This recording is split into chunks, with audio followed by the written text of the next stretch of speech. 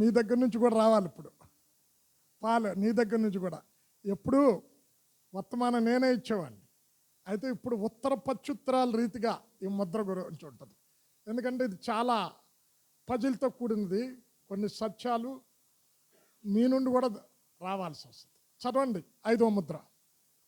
ఆయన 5వ ముద్రను విప్పినప్పుడు దేవుని వాక్యము నిమిత్తమును తాము ఇచ్చిన సాక్ష్యము నిమిత్తమును వధింపబడిన వారి ఆత్మలను బలిపీఠము క్రింద చూచితిని. వారు, నాదా, సత్యస్వరూపి, పరిశుద్ధుడా, ఎందాక తీర్పు తీర్చకయు మా రక్తము నిమిత్తము భూనివాసులకు ప్రతిదండన చేయకయు ఉందువని బిగ్గరగా కేకలు వేసిరి. తెల్లని వస్త్రము వారిలో ప్రతివానికి ఇయ్యబడెను. మరియు వారి వలనే చంపబడబోవు వారి సహదాసుల యొక్కయు సహోదరుల యొక్కయు లెక్క పూర్తియగు వరకు ఇంకా కొంచెము కాలము విశ్రమింపవలెనని వారితో చెప్పబడెను. చాలు, ప్రార్థన చేసుకుందాం.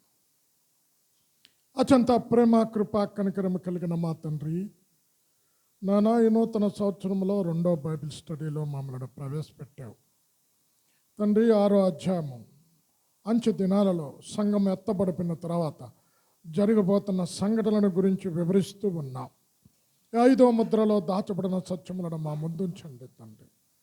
నాయనా, మరి విడవబడిన గుంపులో మేము ఉండకుండా ఈ శ్రమల కాలంలో మేము ఎత్తబడి నీతో కూడా ఉండే కృపను దయచేయమని యేసు నామంలో ప్రార్థించి వేడుకొనుచున్నాము తండ్రి, ఆమేన్. అమ్మ, అప్పుడు 7 రకాల సత్యాలు మేము ముందు ఉంచాలని ఆశపడుతూ ఉన్నా. ఇక్కడ చదవబడిన వాక్యములో బలిపీఠము కింద ఆత్మలు ఉన్నాయి. ఇవి వధింపబడిన ఆత్మలు. ఈ ఏ కాలానికి చెందినవి అంటే ఇంకా వీరు పునరుత్థానం చెందలేదు. ఈ ఆత్మలు ఇంకా పునరుత్థానం చెందలేదు. పునరుత్థానం చెందలేదంటే అర్థం ఏంటమ్మా? సంగమునకు చెందిన ఆత్మలు కాదు. ఇప్పుడు మీ దగ్గర నుండి రావాలి. వాళ్ళు నీ దగ్గర సంఘానికి చెందిన ఆత్మలు కాదని అంటున్నా. అంటే సంఘానికి చెందిన ఆత్మలు కాకపోతే పరలోకంలో బలిపీఠం దగ్గర ఎలాగ ఉంటాయి చెప్పండి అమ్మా? రావాలి.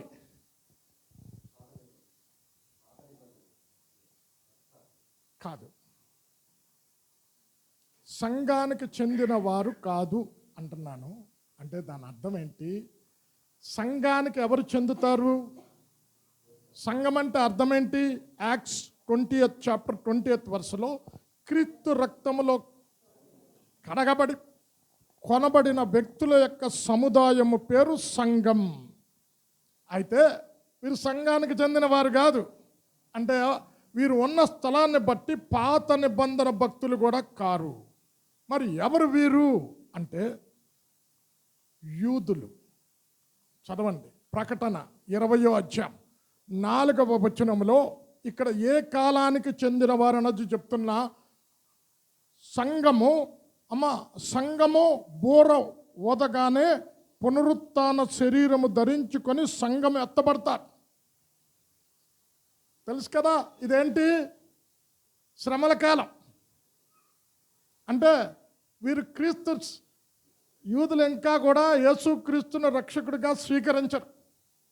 వారు శనివారం సబ్బాతును పాటిస్తూ ఉంటారు. కనుక వీరు సంఘానికి చెందిన వారు కాదు. అయితే ఎవరు వీరు అంటే ప్రకటన 20వ అధ్యాయం 4వ వచనములో యేసు క్రీస్తు సాక్ష్యము నిమిత్తం దేవుని వాక్యము నిమిత్తం వధింపబడిన ఆత్మలు వారు బ్రతికిన వారై 1000 ఏళ్ళు క్రీస్తుతో కూడా పరిపాలన చేస్తారు. చర్వమ్మ. అంతటా సింహాసనములను చూచితిని. వాటి మీద ఆసీనులయుండు వారికి విమర్శ చేయుటకు అధికారము ఇయ్యబడెను. మరియు క్రూర మృగమునకైనను దాని ప్రతిమకైనను నమస్కారము చేయక తమ నొసలయందు గాని చేతులయందు గాని దాని ముద్ర వేయించుకొనని వారిని యేసు విషయమై తామిచ్చిన సాక్ష్యము నిమిత్తమును దేవుని వాక్యము నిమిత్తమును శిరచ్ఛేదనము చేయబడిన వారి ఆత్మలను చూచితిని. వారు మీకు ఎన్నో మార్లు ప్రకటన గ్రంథం చెప్పినప్పుడు పాలు కూడా విన్నాడు. 7 ఏళ్ల శ్రమల కాలంలో 2 పార్ట్లుగా వివరించానని చెప్పాను. ఒకటేంటి? శ్రమల కాలం. రెండోది ఏంటి? మహాశ్రమల కాలం, tribulation period. Great tribulation period. ఎందుకు 2 భాగాలుగా విభజించాడు అది కూడా చెప్పాను. చేయి విడవబడిన క్రైస్తవుల కొరకు దేవుడు వారు ఒకవేళ 3 ముద్ర వేసుకొనకుండా ఉంటే హతసాక్షులుగా అంత్యక్రీస్తు పెట్టిన శ్రమలను సహించి చావటానికి సిద్ధపడితే వారికి పరలోకం ఉంటుంది. అయితే మీకేం చెప్పాను, ఫస్ట్ 3.5 years వరకే చెయ్యి విడవబడిన క్రైస్తవులకు ఉంటుంది. సెకండ్ 3.5 yearsకి ఒక్క యూదులకు తప్ప ఎవ్వరికీ లేదు. అయితే ఫస్ట్ 3.5 yearsలో హతసాక్షులుగా చనిపోయిన గుంపుని గురించి ప్రకటన 7వ అధ్యాయం 14వ వచనంలో ఇక్కడ అంటున్నాడు, ఎవరు వీరు? మహాశోభాయమానంగా పరలోకాన్ని తెల్లని వస్త్రాలతో పరలోకాన్ని స్వాధీనపరుచుకుంటున్న ఎవరు వీరు అంటే, గొర్రెపిల్ల రక్తములో తమ వస్త్రములను వెతుక్కున్న వారు, శ్రమలలో నుండి వచ్చిన వారు. చదవమ్మ. అందుకు నేను, అయ్యా నీకే తెలియననగా అతడు ఇలాగూ నాతో చెప్పెను, వీరు మహాశ్రమల నుండి వచ్చిన వారు, గొర్రెపిల్ల రక్తములో తమ వస్త్రములను ఉదుకుకొని వాటిని తెలుపు చేసుకొనిరి. చాలు అమ్మ, ఈ ఫస్ట్ 3.5 yearsలో అయిపోతుంది. ఈ సెకండ్ 3.5 yearsలో వీరు యూదులు అని చెప్పడానికి ఆస్కారం ఏంటి? మీకు 3 చూపిస్తా, 3 రిఫరెన్స్. ఇక్కడ బలిపీఠం కిందున్న ఆత్మలు ఏమని చెప్తున్నాయి చెప్పాలా? నాదా అని పిలుస్తున్నాయి. అమ్మ, నాదా అన్న స్వరం హెబ్రీలు ఎప్పుడు కూడా, ఇప్పుడు మనం ఎక్కడైనా ప్రసంగం చేసామనుకో ఏమంటాం? సహోదర సహోదరీలు అంటాం. హెబ్రీలు అలా మాట్లాడరు, సహోదరులారా అంటారు. మీరు ఎక్కడైనా చూసుకోండి, సహోదరులారా అని ఎక్కడైనా ఉంటే నన్ను అడగండి. అంటే వాళ్ళు స్త్రీలకు అంత ప్రిఫరెన్స్ ఇవ్వరు. రెండవది, నాదా అన్న పదం హెబ్రీలది, యూదులది. చదవమ్మ, లూకా 2:39లో ఉంటుంది. ఇక్కడ సుమయ్యను నాదా ఇక్కడ అంటున్నాడు, నీ రక్షణను కనులారా నేను చూచాను. 2:39 20. నాథా, ఇప్పుడు నీ మాట చొప్పున సమాధానముతో నీ దాసుని పోనిచ్చుచున్నావు. అమ్మ, ఈ మాట ఎవరన్నారు? సుమియను, యూదుడు. ఇప్పుడు 2వ రిఫరెన్స్ కూడా ఇస్తాను. అపొస్తలుల కార్యం 4వ అధ్యాయం 24వ వచనం. ఇక్కడ కూడా నాదా అని అంటున్నారు. వారు విని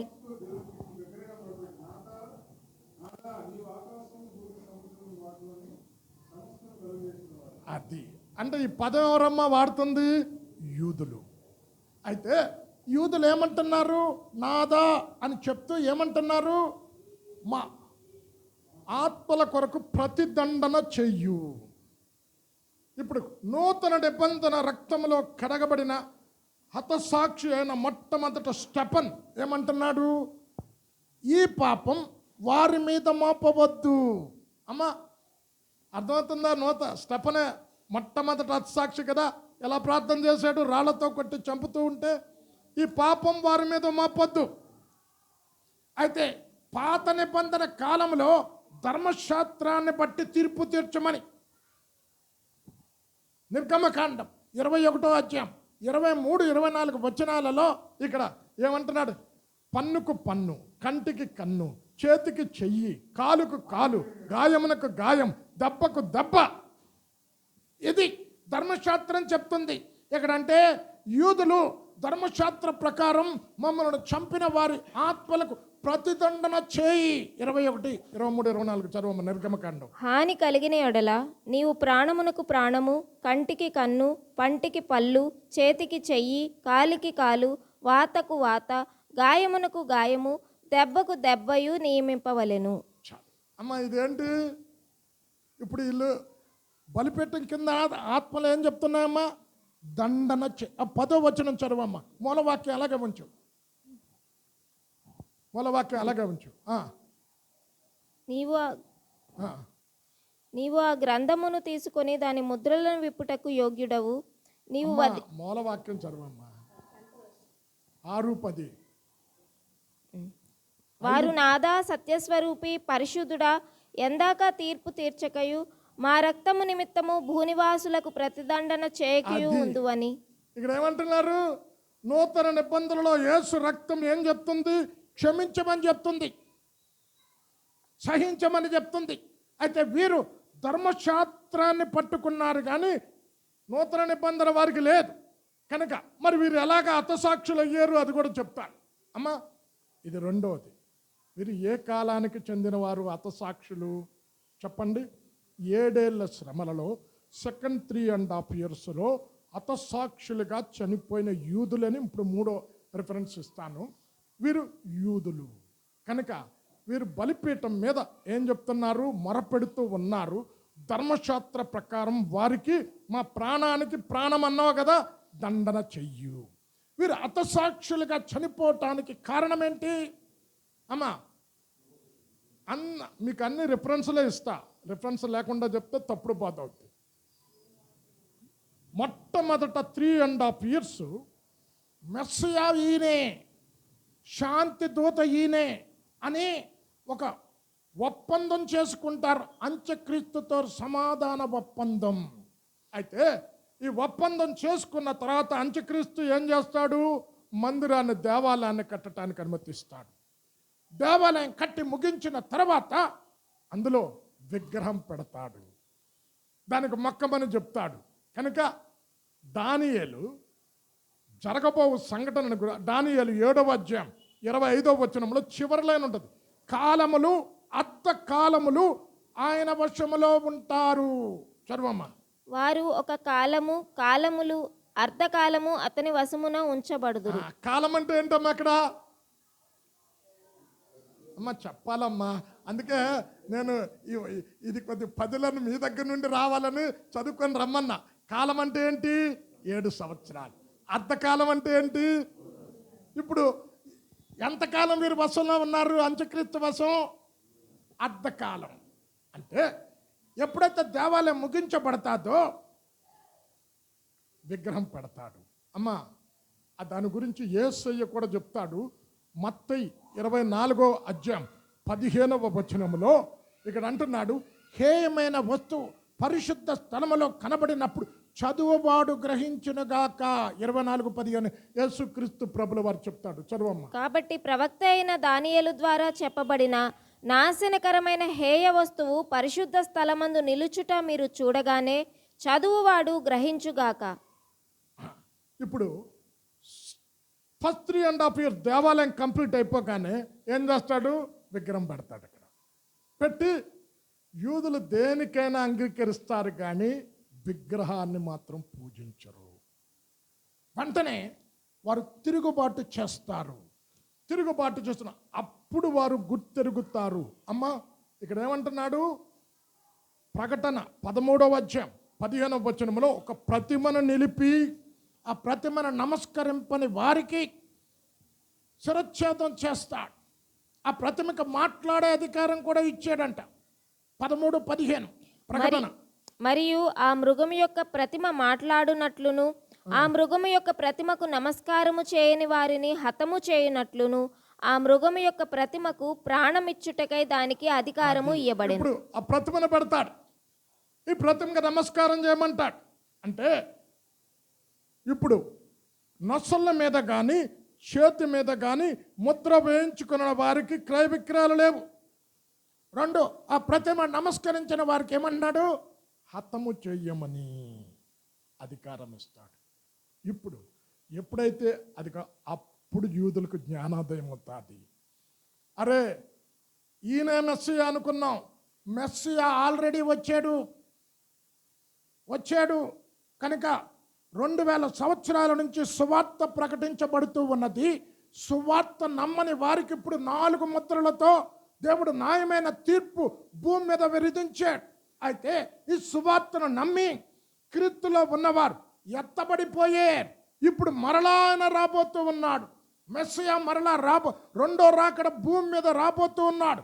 1000 ఏళ్ల పరిపాలన చేయబోతూ ఉన్నాడు అని క్రీస్తు నిమిత్తం, దేవుని వాక్యము నిమిత్తం సాక్ష్యము చెప్తారు.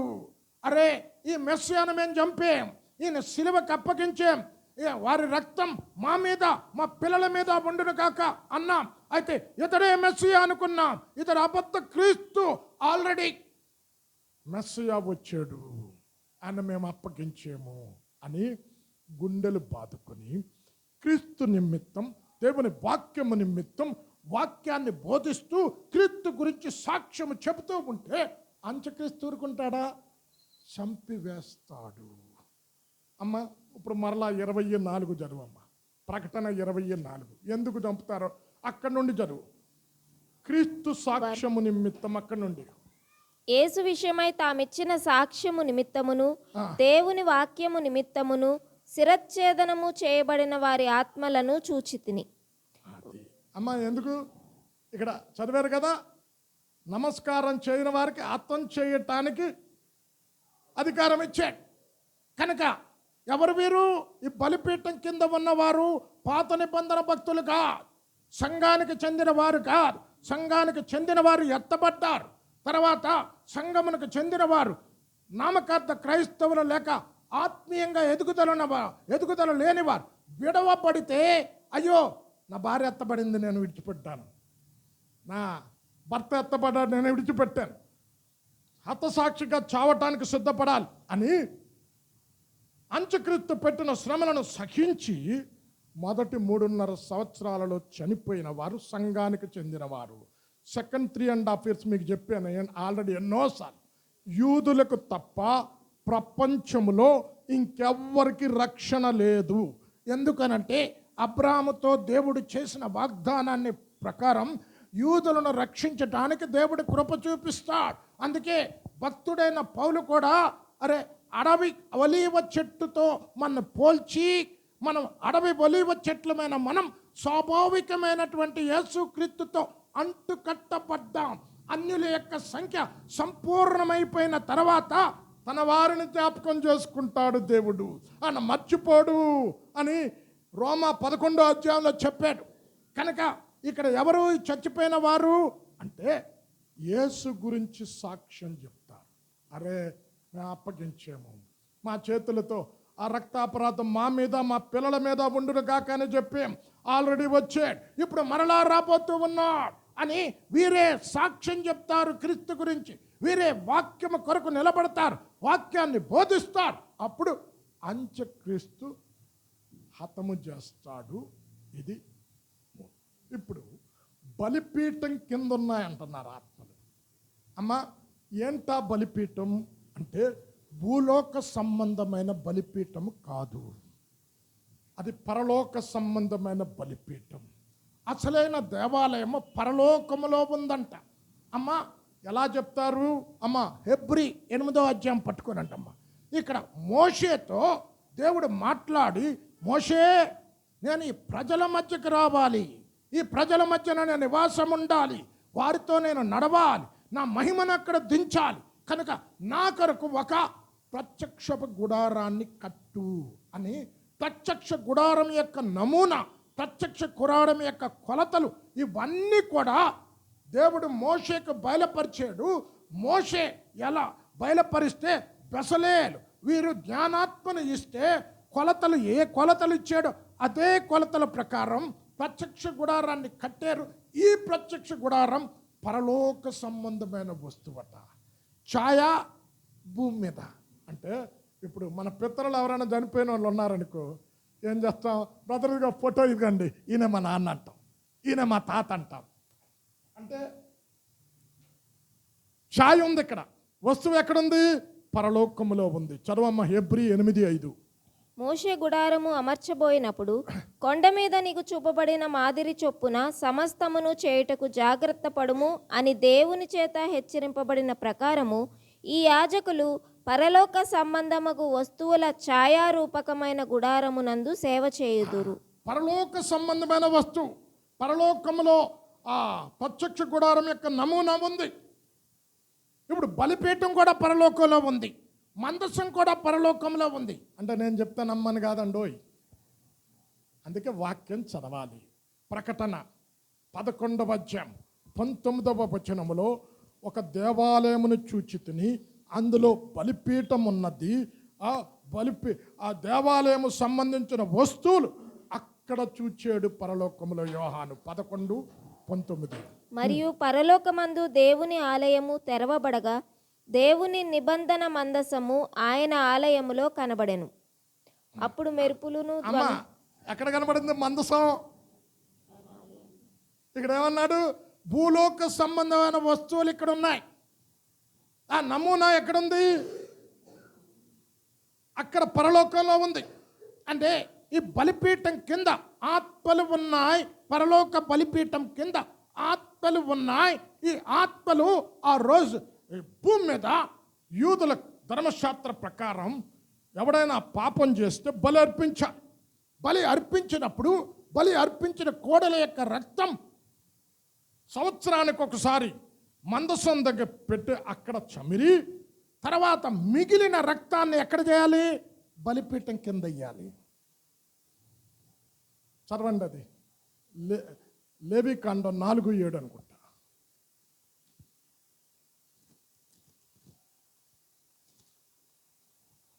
అప్పుడు యాజకుడు ప్రత్యక్షపు గుడారములో యెహోవా సన్నిధినున్న సుగంధ ద్రవ్యముల 4:7 అమ్మా. 7 ఆ, యెహోవా సన్నిధినున్న సుగంధ ద్రవ్యముల ధూపవేదిక కొమ్ముల మీద ఆ రక్తములో కొంచెము చమిరి ప్రత్యక్షపు గుడారము యొక్క ద్వారము నొద్దనున్న దహన బలిపీఠము అడుగున ఆ కోడె యొక్క రక్తశేషమంతయు పోయవలెను. అమ్మ రక్తశేషం అంతా ఎక్కడేమన్నారు? అమ్మ మీకు లేవికాండం 1 year మాట్లాడే బలులన్నీ చెప్పే. ఒక్కొక్క బలి గురించి పాలు నువ్వు కూడా విన్నా కదా. ఒక్కొక్క బలి గురించి 5-6 వారాల కంటే ఎక్కువ మాట్లాడే. ఎందుకు ఎద్దునివ్వాలి, మేక ఎందుకు ఇవ్వాలని చెప్పండి. మీకు ఎంతమంది గుర్తుందో? మేక శపించబడింది కదా. కుడివైపున గొర్రెలు, ఎడమ వైపున మేకలు పెట్టాడు. శపించబడింది, బలి ఇవ్వకూడదు కదా. ఎందుకు ఇవ్వాలని చెప్పాను? బా మనకు దొరకటండి, వెంటనే మర్చిపోతాం. యేసు క్రీస్తు మాను మీద వేలాడు ప్రతిగాడు మన నిమిత్తమే శాపగ్రస్తమైన యేసుక్రీస్తుకు సాదృశ్యం. ప్రతి బలి యేసయ్యకు సాదృశ్యం అని చెప్పే. అప్పుడే మర్చిపోతే ఎలాగమ్మా? మన నిమిత్తం శాపగ్రస్తుడిగా మార్చబడ్డాడు, ఇవన్నీ చెప్పే. కనుక ఇక్కడ ఏంటమ్మా? ఈ బలిపీఠం ఎక్కడ? పరలోకములో ఉంది. ఆ పరలోక సంబంధం ఆ బలిపీఠం కింద ఆత్మలు మొరపెడుతూ ఉన్నాయి. అయితే పాత నిబంధనలో ఆయా సందర్భంలో ఆయా కాలంలో భక్తులు వివిధ స్థలాలలో ఉన్నట్టు చూస్తాము. అయితే ఇప్పుడు మీరే చెప్పాలి. ధర్మశాస్త్ర సంబంధంగా కృపాయుగం రాకమునుపు, యేసు రాకమునుపు పరదేశం ఎక్కడుంది? అమ్మా చెప్పండి, పరదేశం ఎక్కడుంది? కింద. లూకా 16వ అధ్యాయము పట్టుకో అమ్మా. ఇక్కడ 22 నుంచి 26 వచనాలు చదువుకుంటే అక్కడ 3 స్థలాలు ఉన్నట్టు చెప్తాడు. ఒకటి అబ్రహాము రొమ్ము, అక్కడ ఎవరున్నారు? లాజరు. అదేంటి? నెమ్మది కలిగిన స్థలము అని ఉంది. తర్వాత అవతలన ఎవరున్నారు చెప్పాలమ్మా? ధనవంతుడు. ధనవంతుడు ఉన్న స్థలం ఏంటి? యాతన పడిన స్థలము, అగ్ని. అమ్మా ఈ రెండుటి మధ్యలో ఏముంది? అగాధము. చదవమ్మా 16 లూకాసు వార్త 22 నుండి 26 వచనాలు. ఆ దరిద్రుడు చనిపోయి దేవదూత చేత అబ్రహాము రొమ్మున ఆనుకొనుటకు కొనిపోబడెను. ధనవంతుడు కూడా చనిపోయి పాతిపెట్టబడెను. అప్పుడు అతడు పాతాళములో బాధపడుచు కన్నులెత్తి దూరము నుండి అబ్రహామును అతని రొమ్మున ఆనుకొని ఉన్న లాజరును చూచి, తండ్రివైన అబ్రహామా, నాయందు కనికరపడి తన వ్రేలికొనను నీళ్లలో ముంచి నా నాలుకను చల్లార్చుటకు లాజరును పంపుము, నేను ఈ అగ్నిజ్వాలలో యాతన పడుచున్నానని కేకలు వేసి చెప్పాను. అగ్నిజ్వాలలు. అందుకు అబ్రహాము, కుమారుడా, నీవు నీ జీవిత కాలమందు నీకు ఇష్టమైనట్టు సుఖము అనుభవించితివి, అలాగుననే లాజరు కష్టము అనుభవించినని జ్ఞాపకము చేసుకును. ఇప్పుడైతే వాడు ఇక్కడ నెమ్మది పొందుచున్నాడు. అమ్మా ఇప్పుడు మీకు ఎందుకు చూపించాను? అది ఒకటి నెమ్మది పొందిన స్థలము, ఇంకోటి యాతన పడుతున్న స్థలం. అమ్మా మీకు ఇంకా ఇప్పుడు మీరు చెప్పండి. ఇదే కాదు, మీకు ఇంకా చెప్పాను. భూమి కింద 3 లోకాలు పటం పెంచి చూపించా. పాలు ఉన్నా కదా, చెప్పండి. ఇప్పుడు 3 లోకాలు ఉన్నాయి భూమి కింద.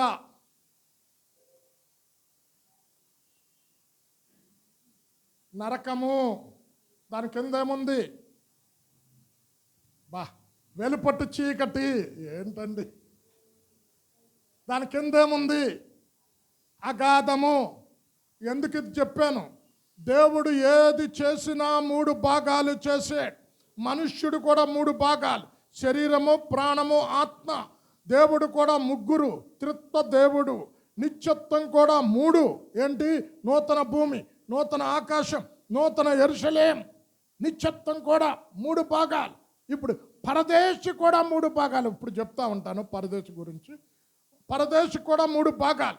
ఏది చేసినా ఇప్పుడు కింద భూమి కింద పాతాళం, దాని కింద వెలుపట్టు చీకటి ఉంది. అమ్మ, కొత్తగా సేవకులు వచ్చారు కదా, ఆయనకు చూపిస్తాను. చదవండి అమ్మ. 2 పేతురు 2వ అధ్యాయం 4వ వచనం.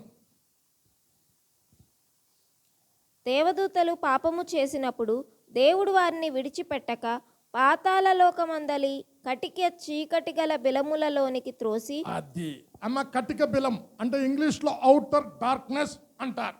ఇప్పుడు క్రైస్తవులు పాపం చేస్తే దేవదూతలు పరలోకం పుట్టింది మొదలుకొని దేవునితో ఉన్నారు. దేవుణ్ణి ఎరిగి పాపం చేశారు, అక్కడ పెట్టాడు.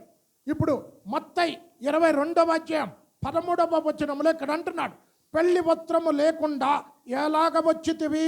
ఇతను తీసుకొని వెలుపటి చీకటిలో పెట్టండి, అక్కడ ఏడ్పును పళ్ళు కొరుకుటయు ఉండును. చదవమ్మా.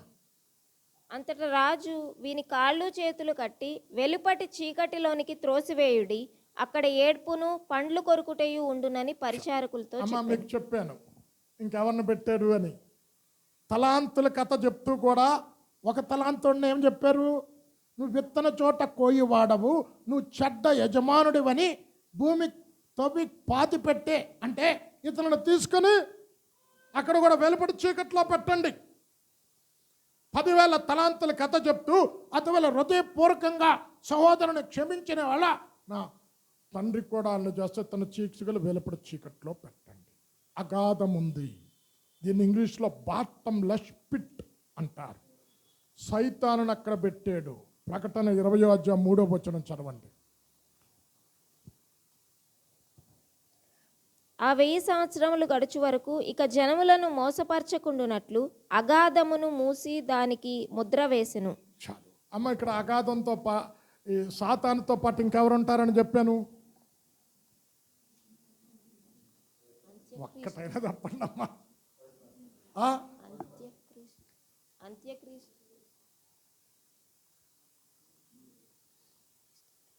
వాళ్ళు నువ్వేనా? నేనే క్రీస్తుని అని చెప్పేవారు, నేనే దేవుణ్ణి. ఒక ఆయన ఉన్నాడు ఇక్కడ, ఒకడు ఏపీలో ఒకడు చచ్చిపోయాడు. ఆయన ఎక్కడ ఉంటాడు? నేనే దేవుణ్ణి అని చెప్పాడు. అక్కడ ఉంటాడు, అక్కడ నేనే దేవుడు అన్నవారు చాలామంది వచ్చారు. బాబాలు వచ్చారు, మన క్రైస్తవులలో కూడా అంత్యక్రీస్తులు వచ్చారు, నేనే క్రీస్తునని. అలాంటి వారందరూ కూడా అక్కడ పెట్టారు. అమ్మ, ఇప్పుడు ఇక్కడ అది ఉండే స్థలం ఏంటి? బలిపీఠం కింద ఆత్మలు పాత నిబంధన కాలంలో అబ్రహాము రొమ్మున కింద ఉన్నది. ఇంకొక సాదృశ్యం చెప్పాను మీకు. ఏంటి? తపామని చెప్పాల. సమూయేలు ఎక్కడి నుండి వచ్చాడు? పైనుంటే పరదేశం పైనుండి రావాలి. ఎక్కడి నుండి వచ్చాడు? కింద నుండి వచ్చాడు. మొదటి సమూయేలు 28వ అధ్యాయంలో ఉంటుంది కదా, కింద నుండి వచ్చాడు. ఇప్పుడు యేసయ్య చనిపోయి పాతాళంలోనికి దిగి చెరలో ఉన్న వారిని తీసుకొని పైకి వెళ్ళిపోయాడు. ఎఫెసీ 4వ అధ్యాయం 8-9 వచనాలు. అందుచేత ఆయన ఆరోహణమైనప్పుడు చెరను చెరగా పట్టుకొని పోయి మనుష్యులకు ఈవులను అనుగ్రహించినని చెప్పబడి ఉన్నది.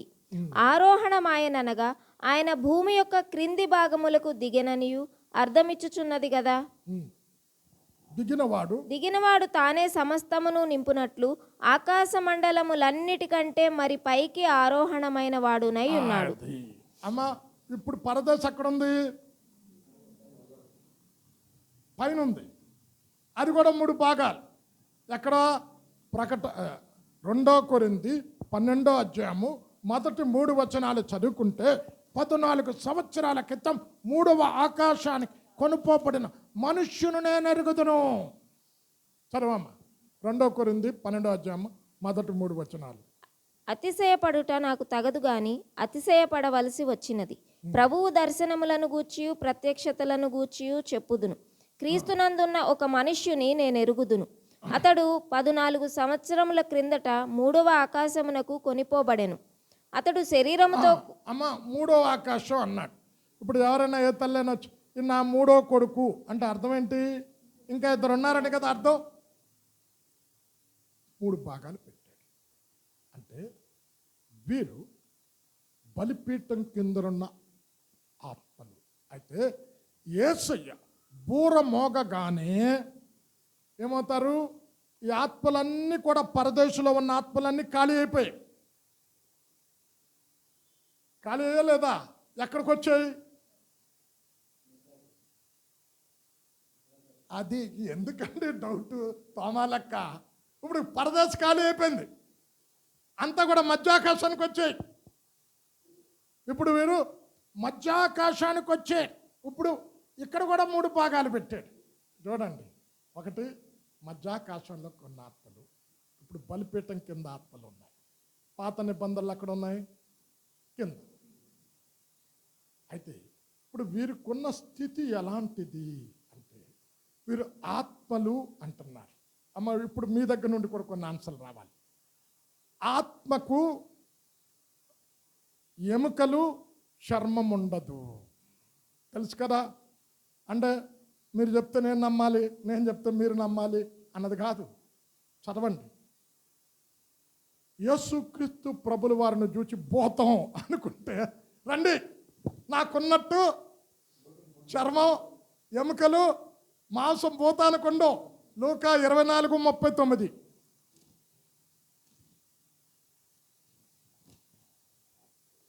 నేనే ఆయనను అనుటకు నా చేతులను నా పాదములను చూడుడి, నన్ను పట్టి చూడుడి. నాకున్నట్టుగా మీరు చూచుచున్న ఎముకలను మాంసమును భూతమునకుండవని చెప్పి. అమ్మ ఇక్కడ పుట్నోట్లో ఏముందో చూడండి, ఆత్మ అని ఉంటుంది. మూల భాష. అమ్మ అందరూ బైబిల్ తీయండి అమ్మా, తీయండి. ఏంటి అలా ఇలా తప్పుడు బాధ అవుతుంది, లేకపోతే నాది మీరు చూసుకోవాలా. పుట్నోట్లో ఏముంది? ఆత్మని ఉంది కదా. ఇక్కడ ఆత్మ కంటికి కనబడుతుందా? కనబడదు ఆత్మ. అయితే ఇక్కడ యోహాను చూస్తున్నాడు, యోహాను వింటున్నాడు. అంటే ఏంటి? మరణానికి పునరుత్థానానికి మధ్యలో ఒక స్థితి ఉంది. అందుకే మీ దగ్గర నుండి రావాలి అని చెప్తున్నా. అది పునరుత్థానము కంటే తక్కువ స్థితి. అది గుర్తించలేని స్థితి, తెలివిలేని స్థితి కాదు. ఎలా చెప్తారు? మరణానికి పునరుత్థానానికి మధ్యలో ఒక శరీరం ఉంది. అది ఎలాంటిదో మనకు తెలియదు. అది తెలివి కలిగిన స్థితి, గుర్తించలేని స్థితి కాదు. ఎలా చెప్తారు అంటే, ఇప్పుడు ధనవంతుడు లాజరుని చూస్తున్నాడు. అంటే ఏముందమ్మా? శరీరం ఉంటేనే కదా కన్నులు ఉన్నాయి. ధనవంతుడు లాజరు చెప్పిన మాటలు వింటున్నాడు. అంటే ఏముంది? చెవులు ఉన్నాయి. ఇక్కడ ధనవంతుడు ఏమంటున్నాడు? ఒకవేళ ఆ సావాసం ఆ స్థితి లేకపోతే అమ్మ ఒకసారి లూకాసు వార్త 23వ అధ్యాయం 43వ వచనంలో నేడు నీవు నాతో కూడా పరదేశులో ఉందువు అంటే దాని అర్థం ఏంటి? పరదేశులను నువ్వు గుర్తించలేకపోతే నాతో అన్న మాట అంట కదా దేవుడు. గుర్తించలేని అనుభవం లేకపోతే చదువమ్మ. అందుకు ఆయన వానితో, నేడు నీవు నాతో కూడా పరదేశులో ఉందువని నిశ్చయము. అమ్మ నాతో. ఇప్పుడు పరదేశి కుడివైపున ఉన్న దొంగ వెళ్ళిన తర్వాత గుర్తించలేకపోతే ఆ మాట అంటాడా? అంట కదా. అంటే గుర్తిస్తున్నారు, తెలివి ఉంది. ఇంకేంటి? సావాసం ఉంది. సావాసం లేకపోతే నాతో ఎలాగంటాడండి? చెప్పండి అమ్మ, అర్థమవుతుందా చెప్పేది? సావాసం ఉంది, గుర్తిస్తూ ఉన్నారు. అయితే ఇక్కడ వధింపబడిన ఆత్మలు ఇంకా పునరుత్థానము చెందలేదు. అయితే వీరికి ఏమంటున్నాడు? పునరుత్థానం చెందలేదు, కానీ యోహాను స్వరం వింటున్నాడు, చూస్తున్నాడు. ఇంకేమంటున్నాడు? వారికి తెల్లని వస్త్రములు ఇయ్యబడ్డాయి అని ఉంది. చదవమ్మా. తెల్లని వస్త్రము వారిలో ప్రతి వానికి ఇయ్యబడెను. అది ఇప్పుడు చెప్పండి, శరీరం లేకపోతే వస్త్రం ఉంటుందా? చెప్పండి, ఉంటుందా? అందుకే పదులు మీరు జాగ్రత్తగా చదివిరండి, నేను చెప్పేది జాగ్రత్తగా వినండి. అంటే శరీరం ఉంది కనుక వస్త్రాలు, శరీరం లేకపోతే వస్త్రంతో పనిలే. అంటే శరీరం ఉందంటే అవయవాలు కూడా ఉండాలి. అంటే ఎలా చెప్తారు? ఇక్కడ వింటున్నాడు, మాట్లాడుతున్నాడు, ఇంకేంటంటే చిటికెన వేలు కూడా చెప్తున్నాడు. లాజరు చిటికెన వేలు అంటే ఏంటి? ఏలుంది, అవయవాలు ఉన్నాయి. నేను దప్పికతో అలమటిస్తాను, నాలుక ఉంది. అంటే పునరుత్థానానికి మరణానికి మధ్యలో ఒక శరీరం ఉంది అన్న అవగాహన ఉంది. ఎలా చెప్తారు అంటే ఇంకొక రిఫరెన్స్ కూడా ఇస్తా. అమ్మ లూకాసు వార్త తీసుకో, 9వ అధ్యాయం పట్టుకో. యేసుక్రీస్తు ప్రభుల వారు రూపాంతర కొండకు వెళ్ళే, రూపాంతర కొండలో యేసయ్యతో పాటు ఎవరున్నారు? ఏలియా, మోషే ఉన్నారు. ఏలియా మోషేను గుర్తుపట్టారు, వారు మహిమ శరీరంతో ఉన్నారు. ఇప్పుడు వారిని పేతురు గుర్తుపట్టాడు. అంటే దాని అర్థం ఏంటి? అవయవాలు లేకుండా మనిషికి ఆత్మని ఎలా గుర్తుపడతారండి? అయితే ఇంకా పునరుత్థానం జరగలేదు కదా అమ్మ, అర్థమవుతుందా? పునరుత్థానం జరగకుండా ఇప్పుడు ఏ శరీరంతో వచ్చారు వీళ్ళు? పునరుత్థానం ఇంకా జరగలేదని ఎలా చెప్తున్నాం? ఈ పునరుత్థాన శరీరం కాదని ఎలా చెప్తాం? దానికి కూడా రెఫరెన్స్ కావాలి కదా. అపోస్తలుల కార్యం 26వ అధ్యాయము 22వ వచనములో ఇక్కడ మొదటి ఫలముగా పునరుత్థానము చెందాడు యేసయ్య. పునరుత్థానము చెందిన వారిలో మొదటి వాడాయన అంటున్నాడు అపోస్తలుడైన పౌలు. చదువమ్మ 26, 22. అయినను నేను దేవుని వలననైన సహాయము పొంది నేటి వరకు నిలిచి ఉంటిని. క్రీస్తు శ్రమపడి మృతుల పునరుద్ధానము పొందు వారిలో మొదటివాడగుట చేత. అమ్మ అర్థమవుతుందా? పాలు మృతుల పునరుత్థానం చెందిన వారిలో మొదటి వాడు ఆయన. అంటే ఇంకా పునరుత్థానం చెందలే యేసయ్య. అమ్మ యేసయ్య చెందాడా? ఇంకా చనిపోలేదు కదండి. అంటే వీళ్ళు ఏ దేహంతో వచ్చారు మనకు తెలియదు, ఇందులో రాయబడలేదు. బైబిల్లో రాయబడలేని గురించి మనం డిస్కస్ కూడా చేయకూడదు. అంటే దీనికి ఏమవుతుంది? మరణానికి, శరీర మరణానికి, పునరుత్థానానికి మధ్యలో ఒక శరీరం ఉంది. లేకపోతే పునరుత్థాన శరీరము ధరించుకొని ఏలియా, మోషే వచ్చుంటే మరి ఈ గ్రంథంలో మొదటి పునరుత్థానము యేసయ్యే అని ఎందుకు రాస్తాడు? అర్థమవుతుందండి? మొదటి పునరుత్థానం ఎవరు? యేసయ్యే. ఈ మధ్యలో ఒక శరీరం ఉంది. ఇప్పుడు ఒక విత్తనాన్ని భూమిలో విత్తారు, చచ్చిన తర్వాత మొలకొస్తుంది. మొలకలో బలం ఉండదండి, దాని తర్వాత పెరుగుతారు. పునరుత్థాన శరీరం శక్తి కలిగినది, బలము కలిగినది, యుగాలు ఉండేది. అందుకే యేసయ్య అన్నాడు, యేసు లేకుండా ఎవ్వరికి ఆశీర్వాదము లేదు. అమ్మ 9:15 చదువమ్మ. హెబ్రీ 9:15. మొదటి పునరుత్థానములో చెందిన వారందరికీ కూడా అపరాధములకు విమోచన యేసయ్య ధరణే కలిగింది. 9:15. ఈ హేతువు చేత మొదటి నిబంధన కాలములో జరిగిన అపరాధముల నుండి విమోచనము కలుగుటకై ఆయన మరణము పొందినందున పిలువబడిన వారు నిత్యమైన స్వాస్థ్యమును గూర్చిన వాగ్దానమును పొందు నిమిత్తము ఆయన క్రొత్త నిబంధనకు మధ్యవర్తి అయి ఉన్నాడు. ఇప్పుడు సంఘం రెప్పపాటులో రక్త మాంసాలు దేవుని రాజ్యాన్ని స్వతంత్రించుకో. యేసుక్రీస్తు రక్తంలో కడగబడిన వారు రెప్పపాటులో రూపాంతరము చెంది పునరుత్థాన శరీరాన్ని ధరించుకొని వస్తారు అని ఉంది. చదవమ్మది మొదటి పేరు కొరింథీ 15:50 నుంచి.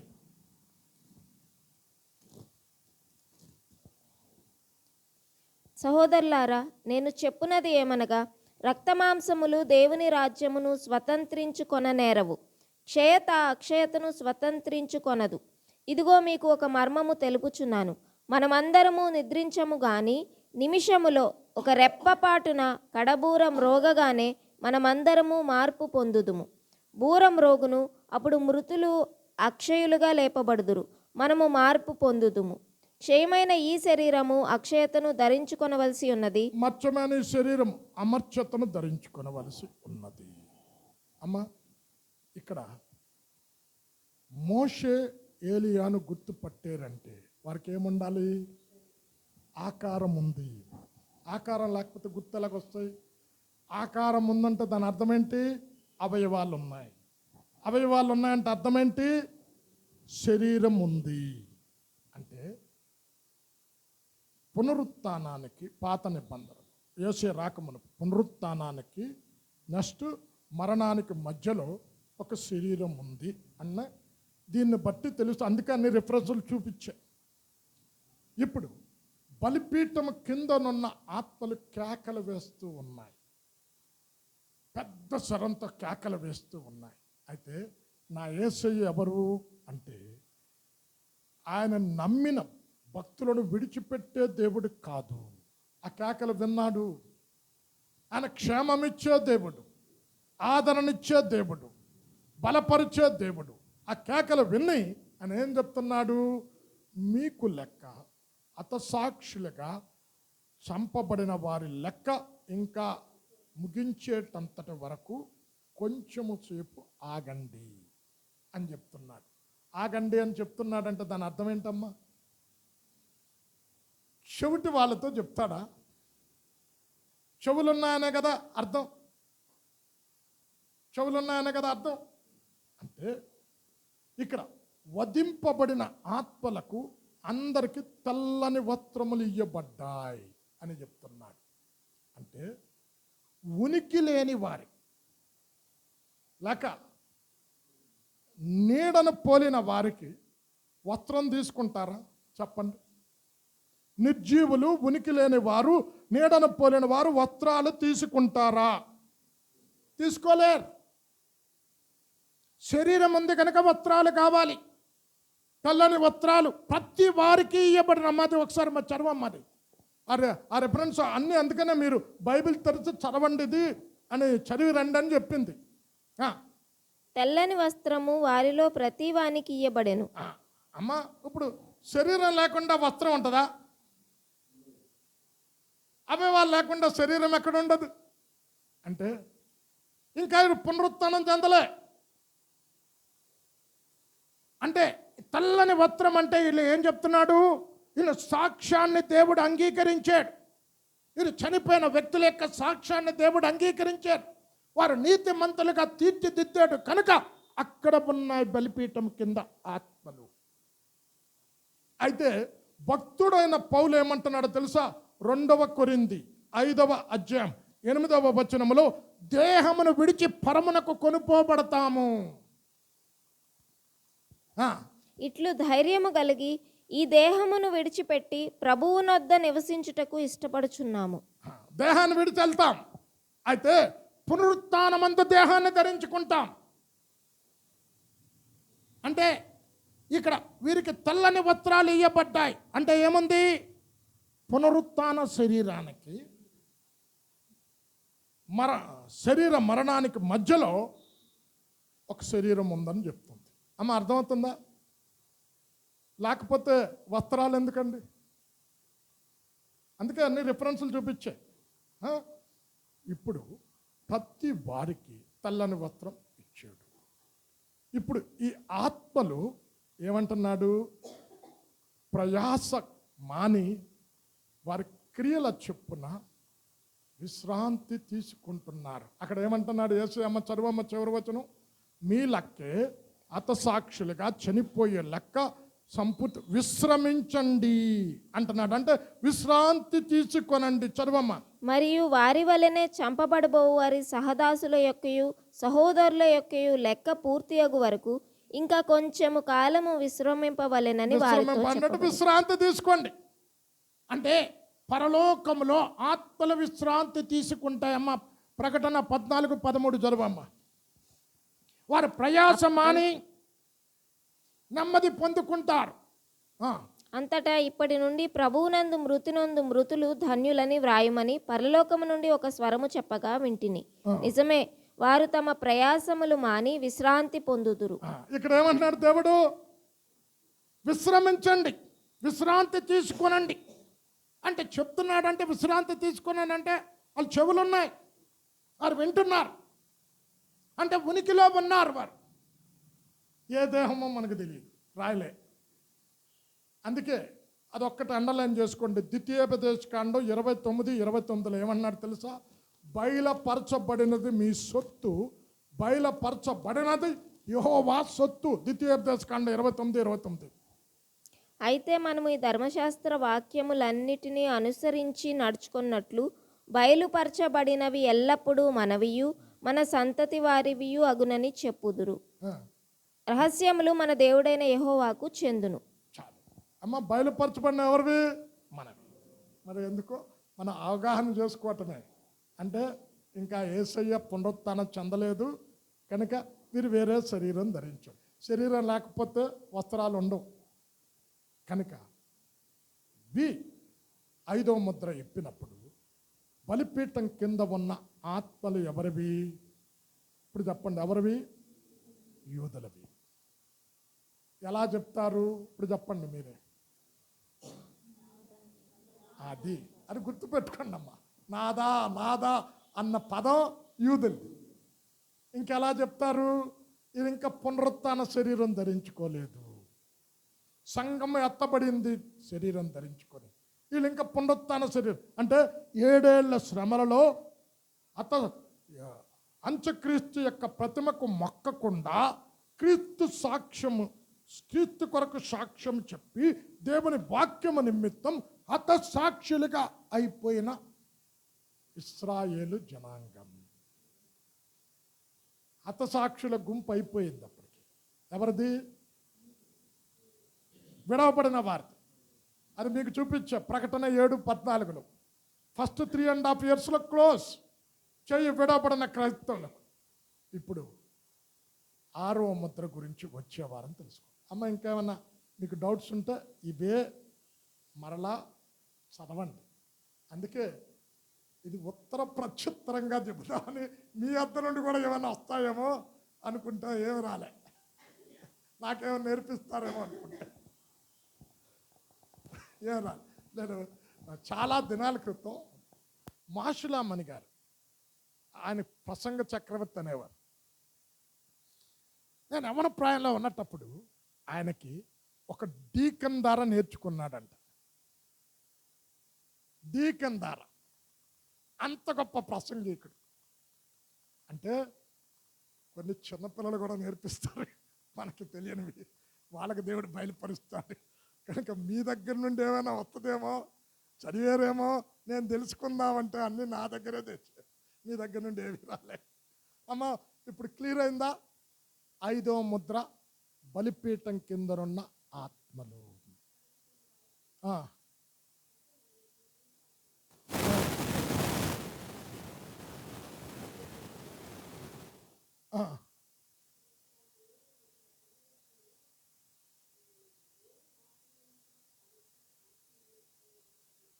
అది వాక్యాన్ని ఇప్పుడు ఎప్పుడైతే ప్రతిమను పెట్టారో అప్పుడు వీరికి ఆత్మీయ నేత్రాలు తెరవబడతాయి. అందుకే చెప్పాను కదా, మెస్సయా వచ్చాడు, మేము అప్పగించాము.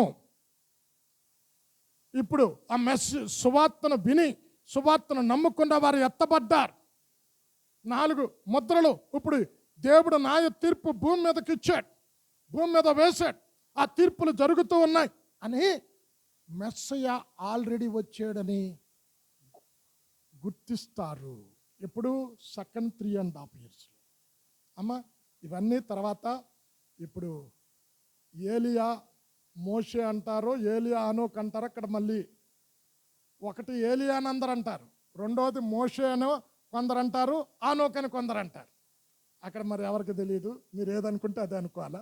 ఆ 11వ అధ్యాయం చెప్పినప్పుడు ఇవన్నీ వస్తాయి, ఎలాగ రక్షణలోకి వచ్చే ఇల్లు ఇవన్నీ. ఎండేస్లో యూదులు రక్షించబడతారు కదా. ఒకసారి రోమా 11వ అధ్యాయం తీసుకోండి. అది ఒకసారి 25 వచనం తర్వాత ఏదో ఉందో చూడండి. చదువమ్మా. సహోదరులారా, ఆ, మీ దృష్టికి మీరే బుద్ధిమంతులమని అనుకొనుకుంటున్నట్లు ఈ మర్మము మీరు తెలుసుకొనగోరుచున్నాను. ఆ. అదేమనగా అన్యజనుల ప్రవేశము సంపూర్ణమగు వరకు ఇశ్రాయేలునకు కఠిన మనస్సు కొంత మట్టుకు కలిగెను. ఆ. వారు ప్రవేశించినప్పుడు విమోచకుడు సియోనులో నుండి వచ్చి యాకోబులో నుండి భక్తిహీనతను తొలగించును. నేను వారి పాపములను పరిహరించినప్పుడు నా వలన వారికి కలుగు నిబంధన ఇదియే అని వ్రాయబడినట్టు ఇశ్రాయేలు జనులందరినూ రక్షింపబడుదురు. అది అమ్మ ఉంది కదా. సంఖ్య కంప్లీట్ అయిన తర్వాత యూదుల్ని జ్ఞాపకం చేసుకుంటాడు. అందుకే యుగ సంబంధమైన దేవత అవిశ్వాసులైన వారి మనోనేత్రాలకు గుడ్డితనము కలుగజేసింది. ఆ నేత్రం తెరవాల్సింది దేవుడే. పౌలుకి నేత్రాన్ని తెరిచాడు. ఎప్పుడు పొరలు రాలే. అమ్మ చదువమ్మ 9:15 అపొస్తలుల కార్యం. అందుకు ప్రభువు, నీవు వెళ్ళుము, అన్యజనుల ఎదుటను రాజుల ఎదుటను ఇశ్రాయేలీయుల ఎదుటను నా నామము భరించుటకు. 18 కూడా 18 చదువైతే. అప్పుడే అతని కన్నుల నుండి పొరల వంటివి రాలగా. అప్పుడు గుర్తెరిగాడు, ఈ పొరలు తొలగించవలసింది దేవుడే. వీరికి ధర్మశాస్త్రం అన్న పొర ఉన్నది. ఆ పొర ఎప్పుడు తొలగించబడింది? ప్రతిమ పెట్టిన తర్వాత. అప్పుడు దానియేలు గ్రంథాన్ని జ్ఞాపకం చేసుకుంటారు. చదువువాడు గ్రహించును గాక. ఆ ప్రతిమను పెట్టినప్పుడు చదువువాడు గ్రహించును గాక. జకరియా 12:10.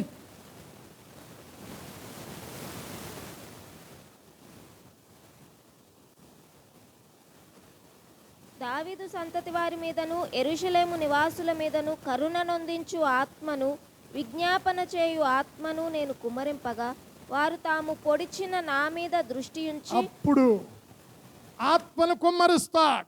ఆత్మ ఏం చేస్తుంది? మూయబడిన నేత్రాలు తెరుస్తాడు. పొడిచిన, అరే మేమే పొడిచాం, మేమే అప్పగించాం, మా దగ్గరికే వచ్చాడు. సక్కీల దగ్గరికైనా వచ్చాడు, సక్కీలు అంగీకరించలే. మేమే సిలువకు అప్పగించి ఈ రక్తం మా మీద మా పిల్లల మీద ఉండడు కాక అని మా అంతటా మేమే ఆల్రెడీ వచ్చేసాడు మెస్సయ్య. అమ్మ ఈ నెక్స్ట్ వీక్ 11వ అధ్యాయం చెప్పినప్పుడు ఇవన్నీ చెప్తాను మీకు. 6వ ముద్ర వచ్చే వారం చెప్పు. కళ్ళు మూసుకొని ప్రార్థన చేసుకోండి. అత్యంత ప్రేమ కృప కనికరమ కలిగిన మా తండ్రి, నువ్వు ఎంత మంచి దేవుడవు తండ్రి. మాట ఇచ్చి నెరవేర్చే దేవుడవు. అబ్రాహాముకు మాట ఇచ్చావు, యాకోబు సంతతితో నిబంధన చేసావు. ఆ నిబంధనను జ్ఞాపకం చేసుకోవటానికి 7 ఏళ్ల శ్రమలలో యూదులను కూడా నువ్వు మర్చిపోకుండా వారిని రక్షించటానికి వారి మనోనేత్రాలను వెలిగించి వారిని కూడా అంచె దినాలలో రక్షణలోకి నడిపిస్తావని నీ వాక్యము ద్వారా కొన్ని సత్యాలు మా ముందుంచావు. నీకు వందనాలు చెల్లిస్తూ ఉన్నాం. ఇంకా సందేహాలు ఎవరికైనా ఉంటే వాక్యము చదవటానికి నీ కృప దయచేయండి. వాక్యం చదివినప్పుడు అర్థం చేసుకునే జ్ఞానాన్ని వారికి దయచేయండి. నానా మనుష్యులుగా పరమ జ్ఞాని అయిన నీ వాక్యాన్ని అర్థం చేసుకునటం మాకు చాలా కష్టమే. నువ్వు అనంత జ్ఞానివి. ఈ జ్ఞానాన్ని మేము కొలవలేము కూడా ప్రభువా. మేము పరిమిత జ్ఞానం కలిగిన వ్యక్తులం. అనంత జ్ఞానం కలిగిన నీవే అర్థం చేసుకునే జ్ఞానాన్ని మాకు దయచేయండి. పరిశుద్ధాత్మ దేవ, ప్రతి సందేహానికి నీ వాక్యము ద్వారా జవాబు ఇవ్వండి. తద్వారా ఆత్మీయంగా మేము మేలు పొందుటకు నీ కృప దయచేయండి. ఈ 7 ఏళ్ల శ్రమలలో ఏ సంఘం నీ రక్తములో కడగబడిన ఏ బిడ్డ విడవబడకుండా ఎత్తబడేటటువంటి గుంపులో ఉండుటకు నీ కృప దయచేయమని యేసు నామంలో ప్రార్థించి వేడుకొనుచున్నాము తండ్రి. ఆమేన్.